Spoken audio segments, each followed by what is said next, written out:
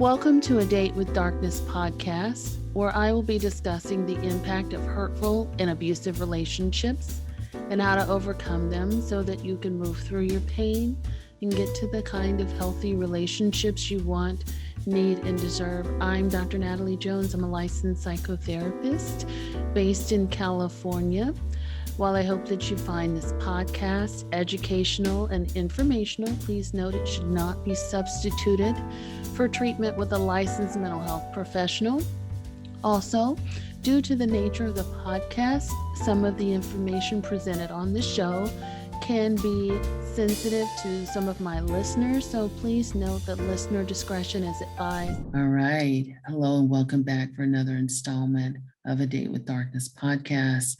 I'm so happy that you have decided to come back for another week with me, Dr. Natalie Jones. And of course, I have another special guest. You guys know how I like to say that by now. And of course, as always, we want to get the administrative stuff out of the way, but it's so important. If you like what you hear and you feel like other people can benefit from it, please help others to find this podcast by leaving a positive review. And also making sure that you like, subscribe, and share the podcast with people who may benefit from listening to it. If you have any questions, comments, or concerns, please feel free to email me at adatewithdarkness@gmail.com. And if you want to be in the know about tips, suggestions, and other education that I have about narcissistic abuse on a weekly basis, be sure to go to my website, drnataliejones.com, and subscribe to my newsletter. Right now, I have a free ebook on how to know if you are toxic and ways to combat your toxicity, if you are indeed have some toxic traits. Or if you indeed have some toxic traits, I should say, then this is the ebook for you and it's free. And you can download that when you subscribe to my newsletter, weekly newsletter. And it's a great newsletter, if I say so myself. I put a lot of work into it every week, as well as my assistant also puts a lot of wonderful work into it. So I think it benefits people greatly. And sometimes people like to respond back with little messages, and that's cool too, because I read every single one of them. Also, lastly, I should mention that I do have individual and group coaching membership options opening at the end of this month. If you are someone who is looking to heal and recover from narcissistic abuse or other relationship wounds, be sure to click the link in my show notes on whatever podcast carrier you use. Be sure to click that link so that you can subscribe to that. The link is also on my website as well, and also across all social media channels. If you are in California and you're looking for individual and or group counseling, I do have a narcissistic abuse support group that will be starting up. Go to my website, drnataliejones.com, click that contact me form and set up an appointment so that we can have a consultation there. All right. So today's episode, I've been researching and trying to find someone to do this episode. So again, I'm really, really excited about this episode. Today's episode, I have a certified financial analyst, Miss Nikki Tucker, on the show, and she's going to talk all about finances and divorce, something that she feels like women may struggle to, or may not be as educated, or let me go back. Nikki Tucker talks all about finances and divorce, and she educates us on why it's important to make sure that your finances are in order if you are considering a divorce or if you're going through a divorce, and how you can stay on track with your money and also with the finances as you're going through a divorce, and how you can get everything in line for filing of the divorce. So she talks about important documents to have as you're going through a divorce. And she offers a lot of great gems and insights which are all about women empowerment and money. So without further ado, here is Nikki Tucker. Hello and welcome to the show, Nikki. How are you? I am great. How are you? I'm doing well. Thank you for asking. For my listeners who may not know you or may not be familiar with your work, can you tell us who you are, what you do, and what sort of drives the passion behind your work? Of course I can. Well, thank you so much for having me. It's definitely a pleasure to be here. As we talked Absolutely. about briefly before, I definitely have an appreciation for the work that you do Thank you. and how you serve people out there. So it's much needed. I am Nikki Tucker with the Firm Approach, and I help women overcome overwhelm and uncertainty about their finances when they're considering or preparing for divorce. Mm, So I want to make sure that I'm giving you an opportunity to get clarity around common myths and things that are just not true or misunderstood when it comes to divorce. And at the same time, have you walk away with a greater sense of confidence and control about maintaining your financial security. mm. Um, I've been in professional financial services, if you will, for about 17 years. Amazing. And I started my business a few years back and recently started to focus on divorce a couple of years ago. And part of the reason that I'm so passionate about helping working women and female breadwinners is because I know that there are statistics that align with some of my beliefs. And I truly believe that all women deserve financial security. But I also know there are some things that impair that, like the fact that we make less money very often for doing the same amount of work. Most Mm, people know about the gender pay gap, the fact that statistically we save less money, mm, we invest less money. And then on top of that, we outlive men by like 5 years on average. So it's not a good combination. mm, And then when you throw divorce in the mix, women often fare not well. They're at a disadvantage when it comes to divorce. And so if you take all of those factors into consideration, I just know that there's a lot of work to be done and a lot of women that need resources and education and information when it comes to such a huge, stressful transition. So that's why I do what I do. Thank you for that. And thank you so much for coming on and agreeing to be the guest. I think the work that you do is equally important as well. Um, from your experience and the women that you serve, you mentioned that when it comes to divorce, that finances are an issue and women may not be prepared. What do you feel like is their what do you feel like are some of their top struggles when it comes to divorce and finances?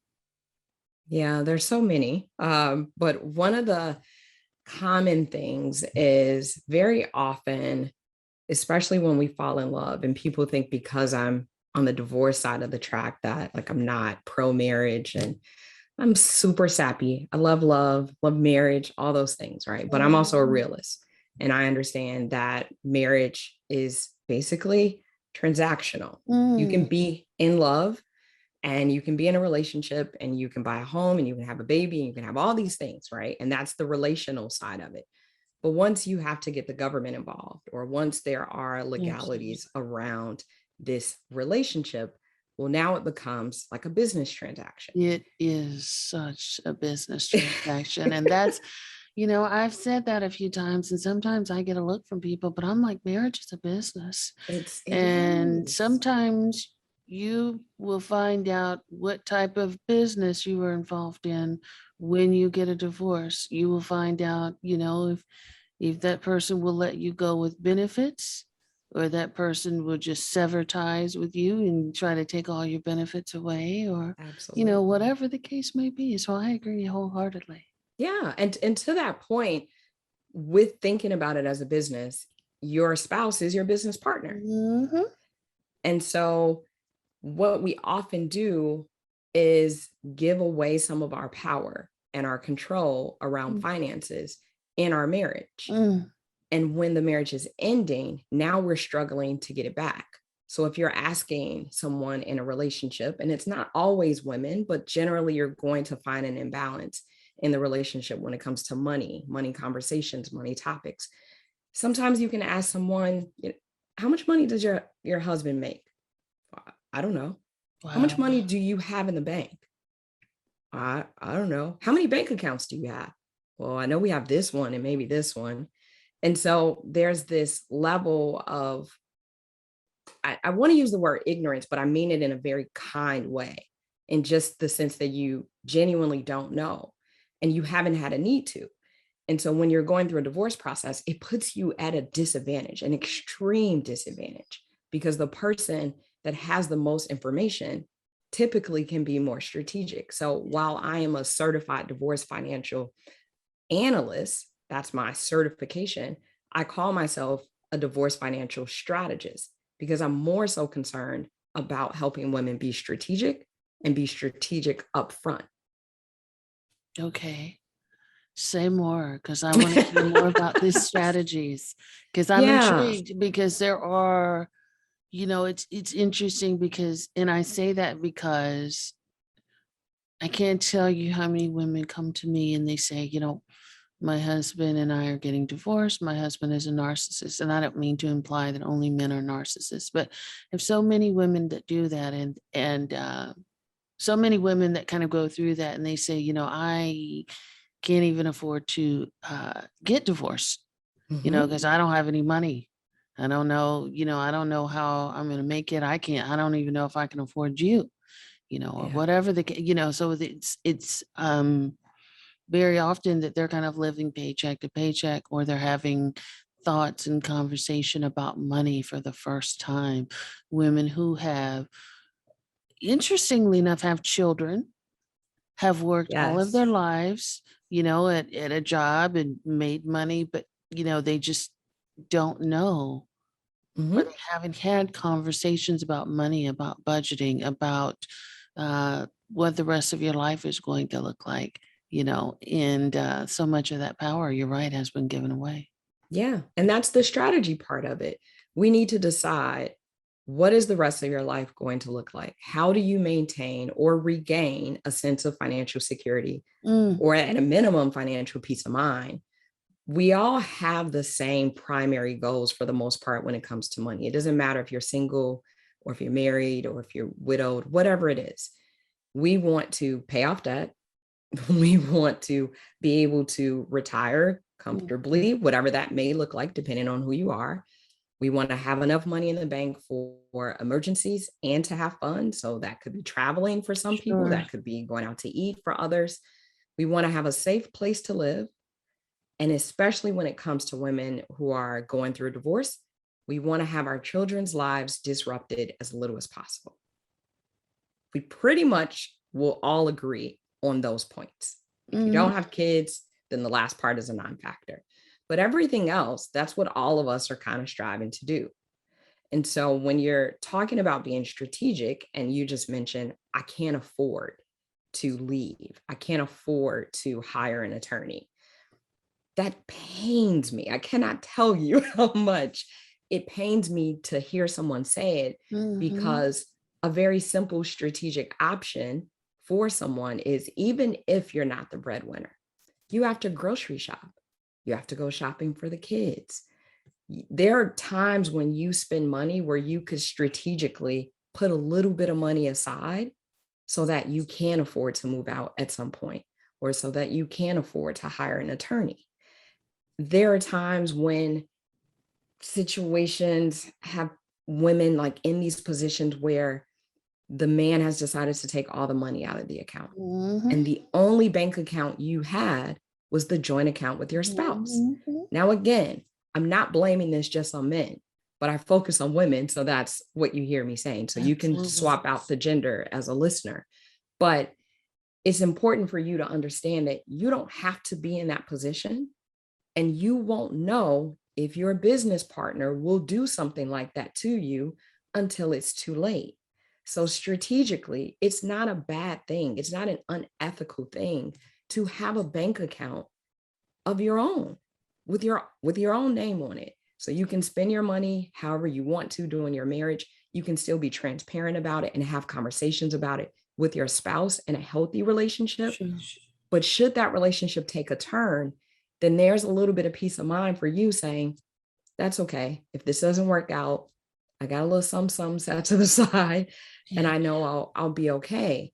And those are like strategic conversations that I like to encourage women to have and Mm. to think about, and, you know, just not be afraid to do. That's excellent. But of course, I have to throw a monkey wrench in there. Go ahead. Go ahead. As you know, that, I primarily work with people who are victims or who have been in relationships with narcissists. And one of the telltale signs of a narcissist is that they always want control, specifically around money. And a telltale sign of a narcissist has been your way is that they leave you in financial ruin. They take control out of all of that. So for women or for people that are in relationships with narcissists, that their partner or their significant other has total control over the money, how can they get that back? Yeah.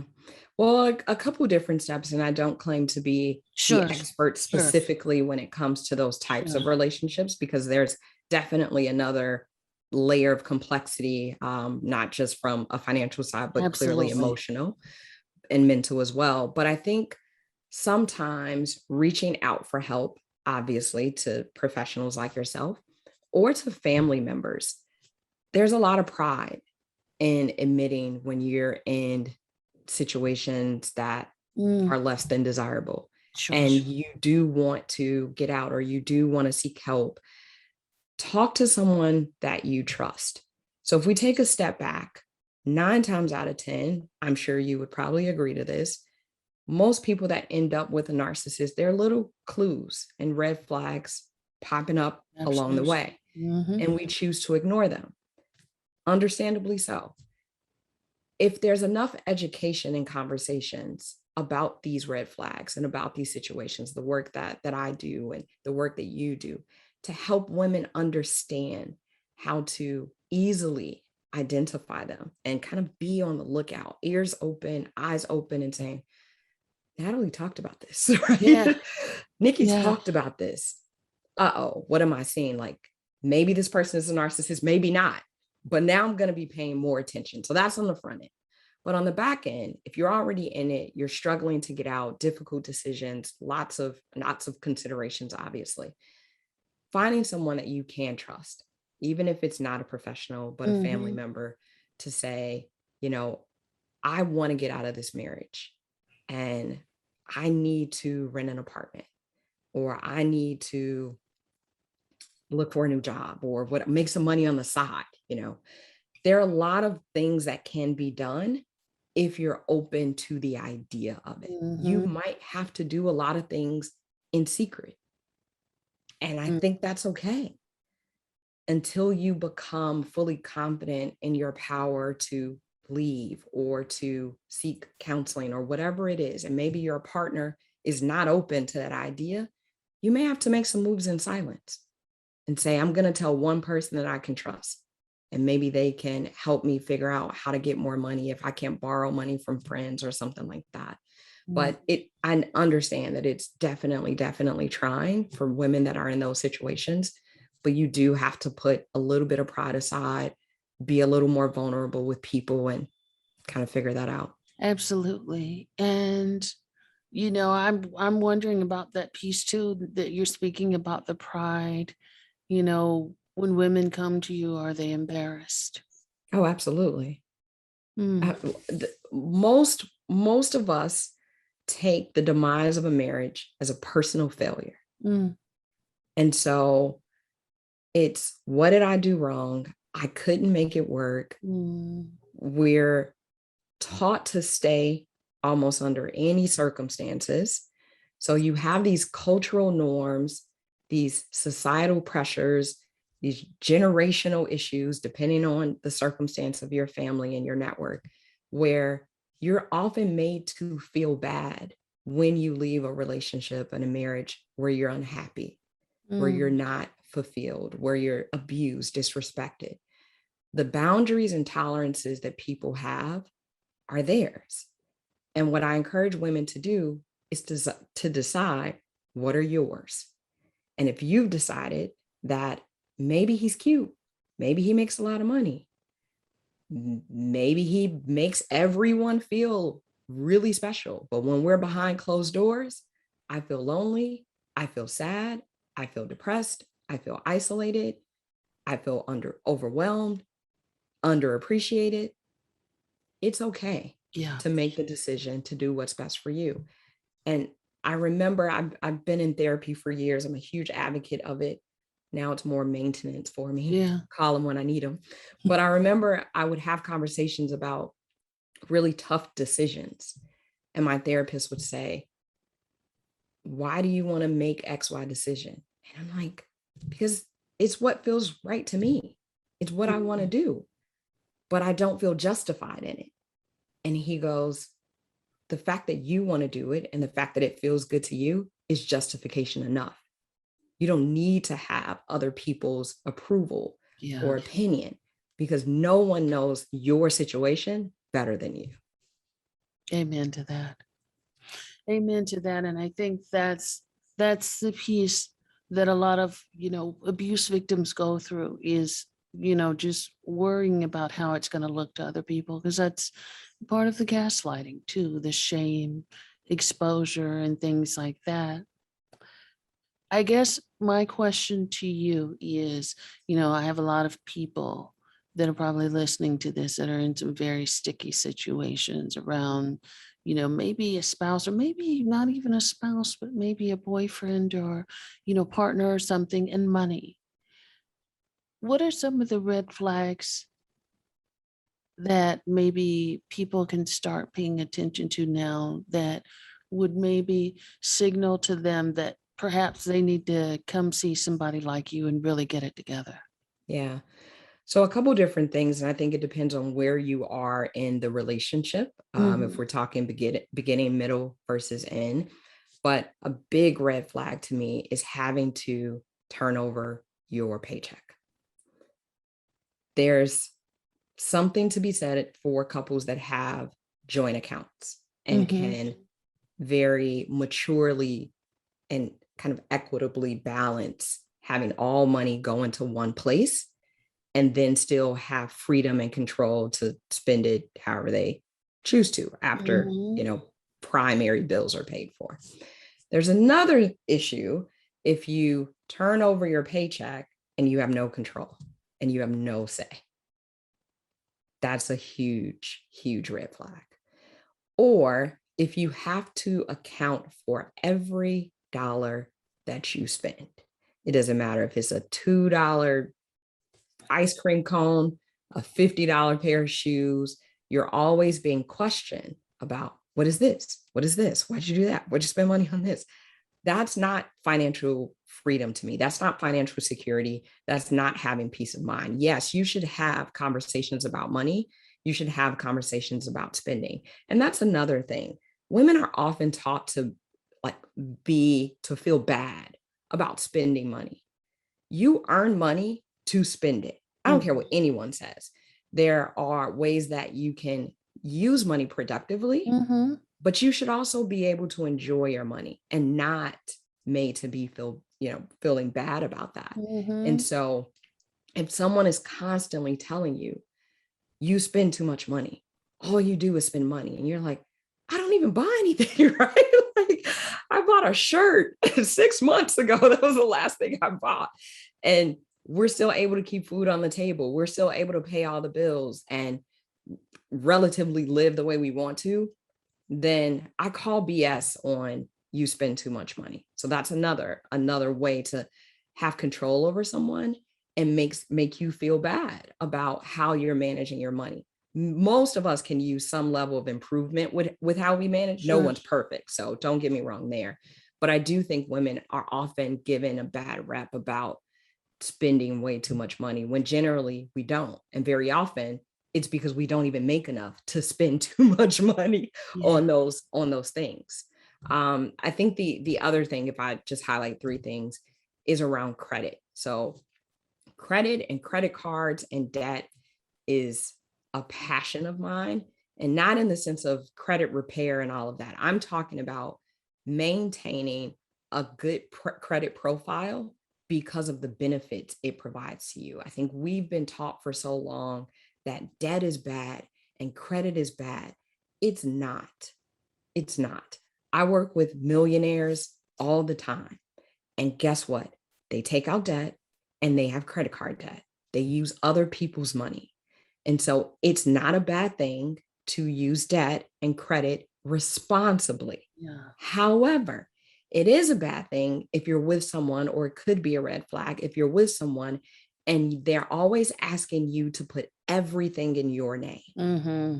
I deserve this car. You should buy it for me. I deserve this, whatever expensive toy. You have a credit card, charge it to your card. Or another alternative perspective is credit cards are meant to be helpful in the sense of emergencies. And then also when you're trying to be strategic and you want to use points and Yes. rewards and all of that kind of stuff. If someone is saying you don't need your own cards, we need everything joint. All of our credit cards should be joint. Mm-hmm. Red flag. Yeah. You need your own credit card. I don't care if it's just one and it has a $250 limit. You need your own credit card. So those would be the three things. I don't know if that's going down the path that you wanted me to. Yeah, no, those are great. Those are great. I actually appreciate, every single one that you hit. And one thought that I had as you were talking, and I don't know how you feel about this. Uh-oh. But in addition to the ones that you name, I wonder also too about, even if you have joint accounts, right? But your partner takes out money to make large purchases, or just crazy purchases that may be not even necessary, but just maybe just sort of stroking the ego without consulting with you. Mm-hmm. So making big financial or even irresponsible financial decisions without consulting with you, without talking to you, or without having a discussion around money. Yes. There's a sense of entitlement there, especially when you're talking about people who are controlling and people who are narcissists. They feel like they're entitled to do it and they don't have to be held accountable to anyone. That is a huge red flag. Mm-hmm. If a marriage is a partnership, why wouldn't we talk about this as partners? Why would you make financial decisions or continue to have financial behavior that is detrimental to our partnership? Yeah. That is detrimental to the goals that we talked about we wanted. If we said we want to buy a house in 2 years, why would you go spend an insane amount of money on something that you don't need to add to the collection? That is not aligned with what we've discussed for our financial future. In a relationship, especially mature relationships, you should be able to have conversations like that. He should be able to hold you accountable and vice versa. So if you're not able to do that, then that's a problem. And if you see it happening often, that would be the time, if you can, especially if it's earlier in the relationship, where I wouldn't recommend joint accounts. We have separate accounts where our respective paychecks go, and we can have a joint account to pay the bills. I contribute my portion for the bills. You contribute your portion for the bills. Whatever's left over, if you need to spend it, you spend it. But when you run out of money, then it's gone. Same on the other side. Those are difficult conversations to have. They're very difficult conversations to have. But I often make the point to people, if you can't have those conversations, why are you getting married? And I think that's an important point, but I also wonder if, that's a cultural upbringing, that's a, intergenerational thing, especially around women of color. And, people get upset with, Black folks talking about oppression, and they say, oh, we shouldn't harp on that. But one of the telltale signs, in my opinion, about being oppressed as a group is conversations about money and about wealth. We can't have those conversations if systemically, or we Right. don't have them systemically, if that's something, an advantage that we've never been privy to.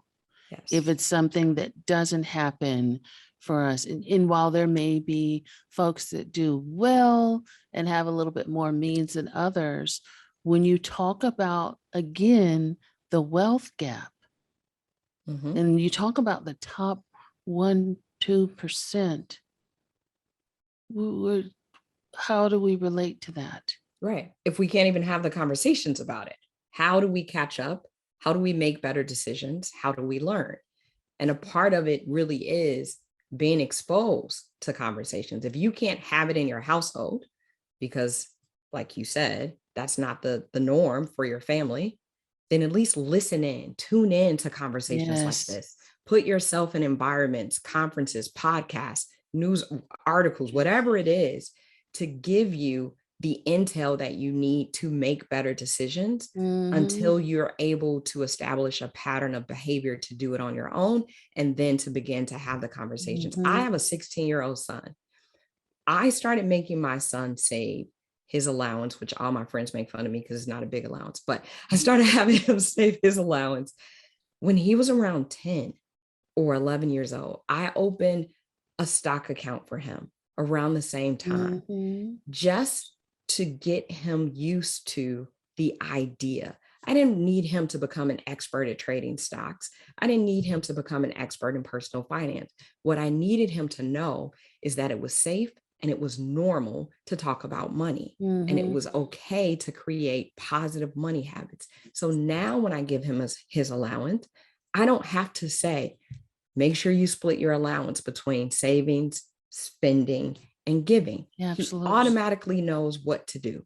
Yeah. And he's much better today than most of his friends are about Mhm. putting money aside. He's actually pretty frugal and doesn't even like to spend, but that's a totally different story. Nice. That's But amazing. yeah. And so that's not going to happen out of thin air. That's Yes. because we had those conversations and it was a conscious decision.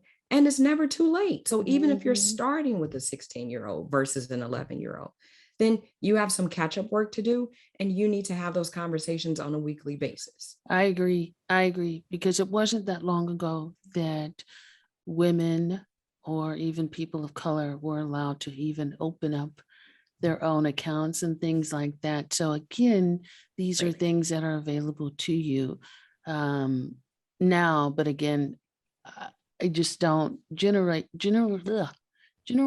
I can't even talk.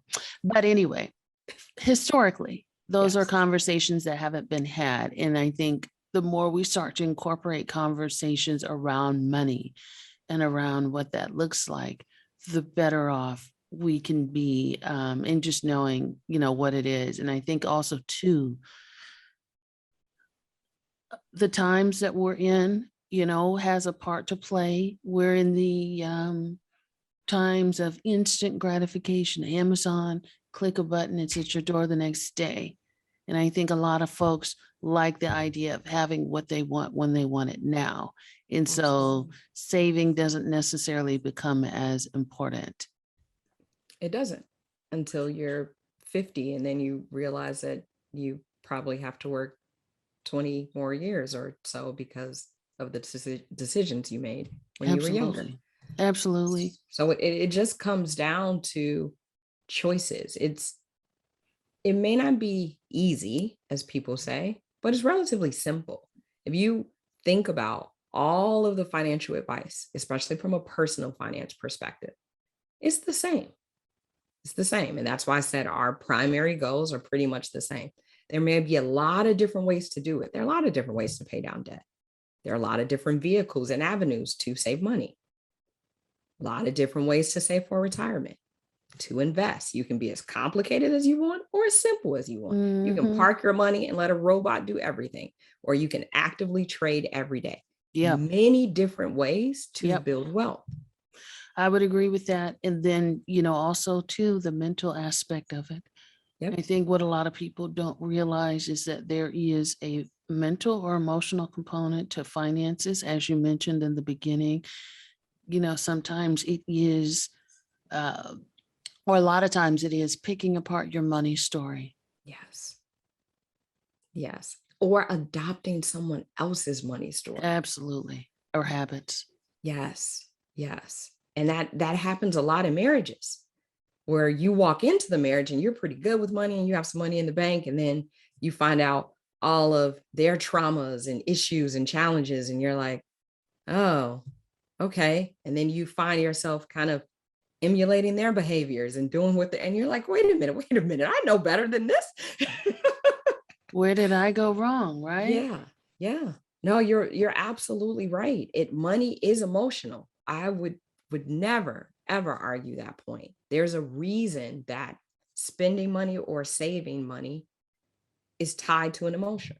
Mm, When you get a raise, generally you feel really good. When you pay off a credit card or pay off a student loan, you feel amazing. yeah.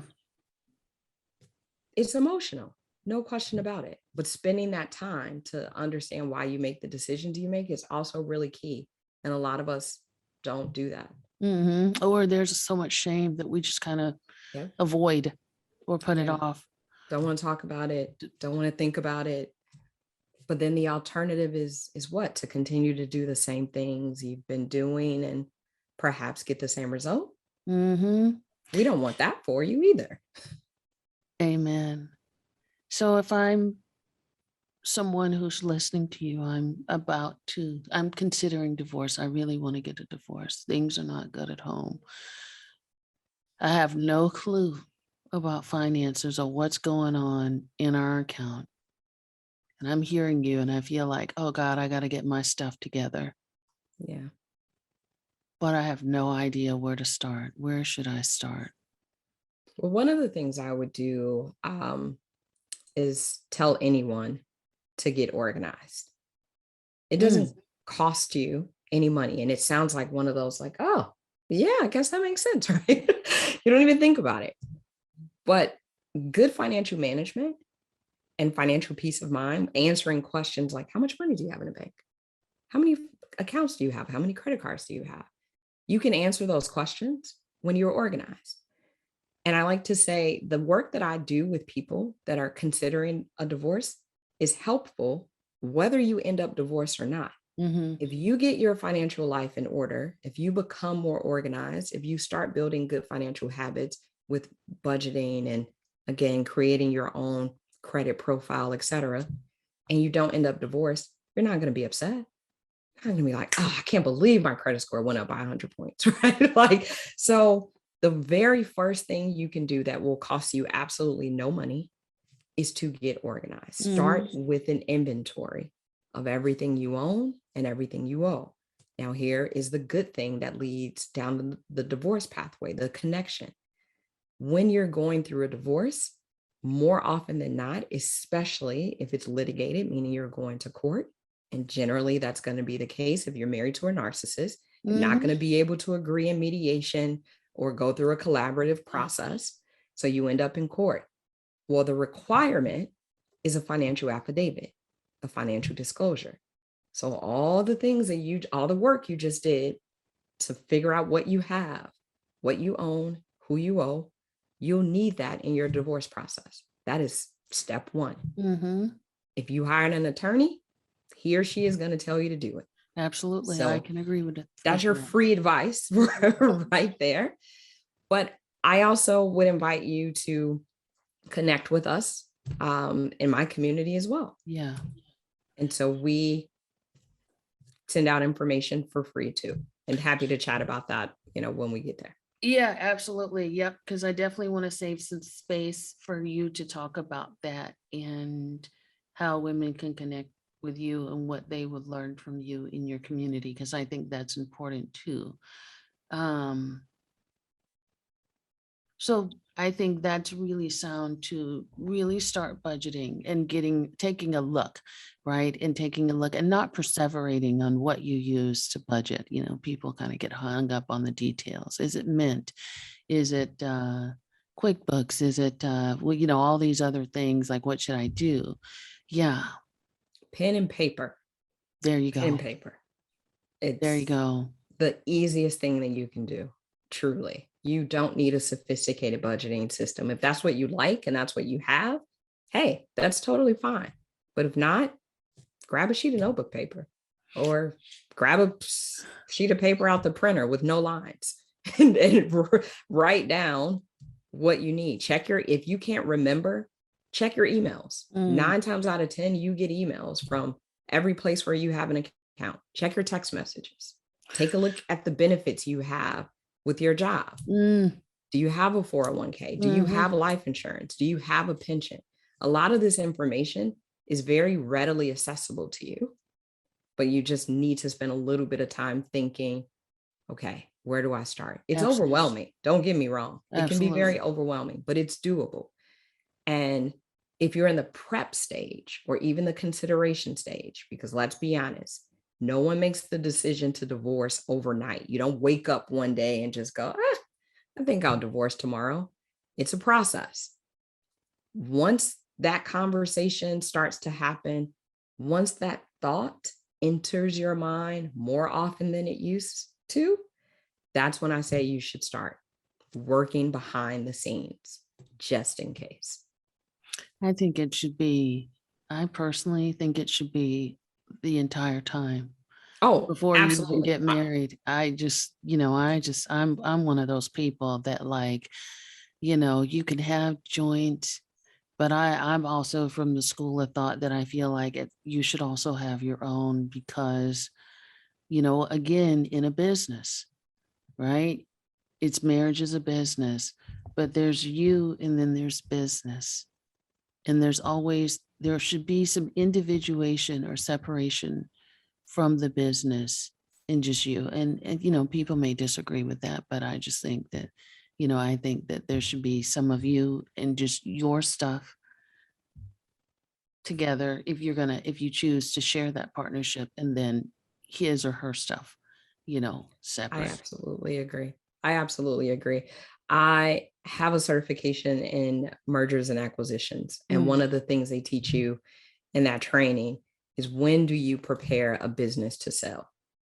And the answer is when you started. mhm. And so if we connect the dots there with marriage, while no one wants their marriage to end and you don't want to end up divorced, you have to plan with the possibility in mind. Absolutely. And that's why everything you just said makes perfect sense. Yep. The probability may be low, but the fact that it's there, dot, dot, dot. And you just never know. You never Yeah. know. You never know. So you talked about women that, what the steps are that they could take, for you. I'm curious how your advice changes when these women, the same women kind of want to get their stuff together and come to you, but they don't have access to their money. Well, it depends on the situation. Okay. Mm-hmm. Because even in situations where a spouse raids an account, closes an account, holds you back, or prevents you from getting access to things, that doesn't mean you can't find someone to work with you. There are attorneys and lots of people and resources, nonprofit organizations that will work with you pro bono, Amen. where you don't have to spend a dime, or Mm-hmm. at least they'll help you get started. Okay. So it's not as if you have no options just because you don't have money or even access to money. Mm-hmm. And if your partner makes a decent income, or traditionally you've had some money in the bank, it's going to come out in the divorce. If they raid the account, the judge is not going to look kindly on that. Yeah. And you will end up being made whole for whatever was taken and whatever you're entitled to, depending on if you live in a community property state or equitable distribution state. Mm-hmm. So I would say, don't let that stop you. It makes it a little more complicated. Don't get me wrong. Not every attorney does pro bono work, but in every state, there are resources that are available to you. And more often than not, even if you're going to your local clerk's office, for example, county clerk's office, and you just want to get initial papers filed, you can do a lot of that yourself. And there are people there to help you through that. It may only cost you $15-20 here and there for certain filing fees or whatever. It definitely depends on where you live. But there are a lot of people and resources to help you. And that's one of the things that I focus on when I talk to women too, is modern day divorces are very different than our parents and our grandparents' divorces. So the number of professionals and the number of resources that are available to you is insane. And most of us don't know about it. In almost every state, there's a way for you to get divorced online. And you never have to step foot into a courtroom, ever. If you and your spouse can have reasonable, amicable conversations and pretty much agree on everything, if you don't have a complex financial situation, no one's super wealthy and you're not worried about generational issues and all that kind of things, all those things that can complicate things, tax implications, all of that, you can get a divorce online. It's relatively simple. It's relatively cheap, less than $1,000 for most states. So that's an option. There are also different counselors and professions, obviously, that will help you, whether we're talking about discernment therapy, we're talking about divorce coaches. There are specific parent coordinators when you have spouses that are difficult to co-parent with. There are a number of resources out there to help you. Absolutely. So I like to stress that you don't have to do this alone. You don't have to do this the way your mom and dad did or the way your grandparents did. You don't have to suffer in silence. I would agree with you there. And I appreciate you saying that, because there are a plethora of free resources. A lot of times people can go right. I know for us in the Bay Area, you can go right to the public library. A lot of times they'll have a legal clinic there every first or third or, whatever day of the month, where you can kind of go and consult with attorneys or other people like that. So you may even have those resources, that are just right at your fingertips via Google, and check that out. So I appreciate you saying that. One other thought that I had, which you may or may not be able to answer. There's a lot of women out there, that are old school in the way that they feel like a man should be a provider and that they should be taken care of. And vice versa. Men feel like they should be the provider and, whatever. For those people who are married and their spouses encourage them to not have a job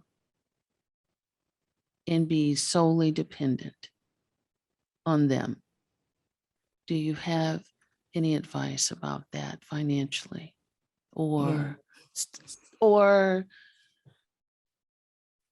things that people should consider if someone's listening and they're about to get married and their spouse has spoken with them about what their ideas are?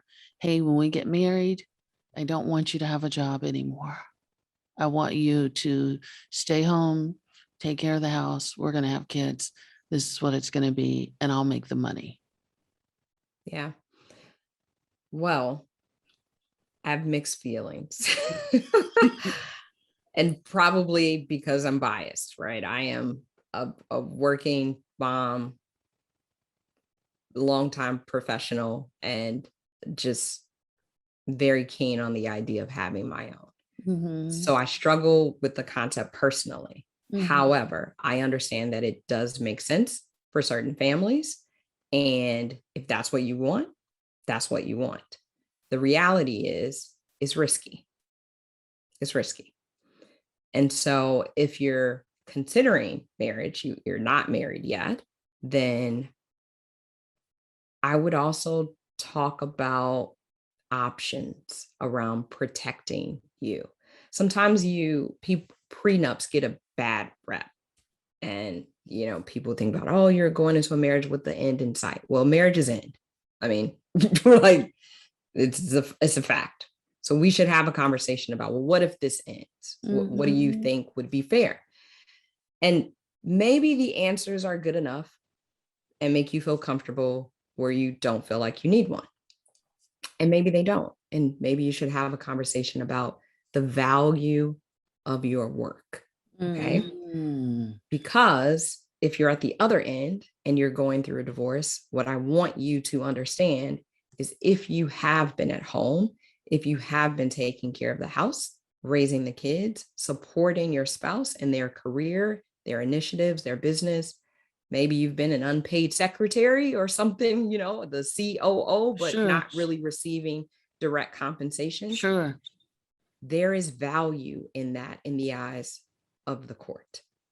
And so don't believe your spouse if you're on not so great terms. Let me just say that. Yeah. The spouse that's telling you as a stay-at-home mom that you're not going to get anything.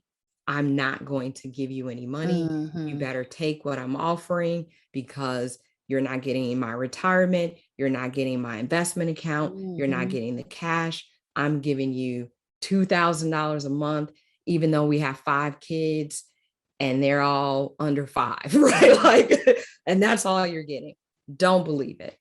Don't believe it. In most states, not all, but in most states, spousal support, or not most, but in a lot of states, spousal support is formulaic. So it depends on income, how long you've been married, if a spouse ever worked, what their education is like, child support, formulaic. So your spouse telling you that this is all he's going to give you because he said so means diddly squat. Yeah. Now, there are situations where they get badass attorneys, excuse my language, but and that may make the process difficult. But don't think that the work that you put in, even though it wasn't outside the house, has no value and has no merit, because it does. And there are some women that are educated and have worked and then stop working. Yes. Also, value there. Okay. So I just want them to know, if you're listening to this and you've been a stay-at-home mom and you're hearing messages like, you better take what I give you, or you're not entitled to anything. Yeah. That's not true. That's not true. It depends on the state you live in. Don't get me wrong. It depends on the state you live in and how long you've been married and a lot of other factors as far as how much you will get. But the idea that you will get nothing, that's garbage. And, I appreciate people you believe saying it. that. Yeah. People believe it. And yes. it baffles me. Veil threats are very real. Yeah. And I can't tell you how many women come to me, being very fearful of the veil threats that they're not going to get anything. They're going to be out on the street. Their kids are going to, and there's a lot of women and or people in general that stay in a very unhappy, very loveless, very abusive situation for fear that it's better to stay because if I leave, I'm not going to have anything, or I'm going to be out on the street, or I'm not, like, where am I going to go type of thing. Right. And when I say it's baffling, I don't mean because people believe it.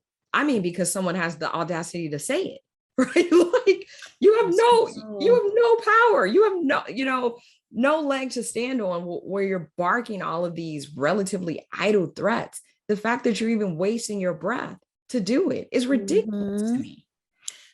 Yeah, but that's how control works. And so I would encourage anybody who's listening, who's in any of those situations, I think before you listen to the person that's making threats, veiled, risking your safety and security financially, talk to somebody, talk to an expert such as yourself or an attorney, and, get a consultation, those types of things to see what you can do. And see what other people say, get other expert opinions before listening to the oppressor, right? Absolutely. The best way to face a lot of those fears is with fact. And more often than not, what you're hearing is not factual. I would agree with you there. This has been awesome, very powerful discussion. And I know that my listeners are going to love it too. So Nikki, tell us how people can get in touch with you tell us, where they can find you, what you're working on that we can support you with. Yeah. Well, thank you again. It's been a great conversation. Yeah. I hope that your listeners have found this helpful. Your audience in general has, if you Yeah. can take one thing away from this very powerful discussion, then I Yep. think we've both done our jobs. But the easiest way to find me is on my website, quite honestly. So that's thefirmapproach.com. And Mm. firm actually has two eyes, so that throws people off, but it's the firm, two eyes, approach.com. And if you go to my blog, there are lots and lots of articles. I call it the hero library because I feel like Mm. female breadwinners are kind of the unsung heroes in all the work that we do mentally, emotionally, financially, physically. And in the hero library on the blog, I have stories of other women who've come out on the other Wow. side of divorce. I have blog posts about steps, tactical steps you can take Mm. to get your finances in order, as well as just, just softer things and other pieces of information that may be helpful on your journey. And so if you find that you resonate and connect with things that I write about, you think you might kind of like me and want to get to know us a little bit better, then I welcome you and encourage you to join what I call the Firm Hero community. And that's basically my newsletter community where I issue content on a weekly basis Mm-hmm. specifically to that community. So you're not going to find the detail and specifics of that content anywhere else. It's just for the Firm Hero community. I generally put out an audio podcast type message, very Mm. short, quick to get through, as well as written content. And you don't have to be going through a divorce in order to be a part of the Firm Hero community. So I welcome firm heroes, and that's, female breadwinners, hardworking women. You may know someone that's going through divorce and you can invite someone into the community. But I also talk about general financial information that's helpful to you, whether you're going through the process or not, because people are in different phases and I respect that. So whether you've started the process, you've come out on the other side, or you're just considering, it's in the back of your mind somewhere, there's a little bit for everyone in the Firm Hero community. And there's only one program that I offer on a regular basis, and I call it the Silent Preparation Series. So if you're part of the Firm Hero community, you're really considering a divorce, then the program that I work with people on, it's really a digital resource, but I also have sessions where I answer questions too.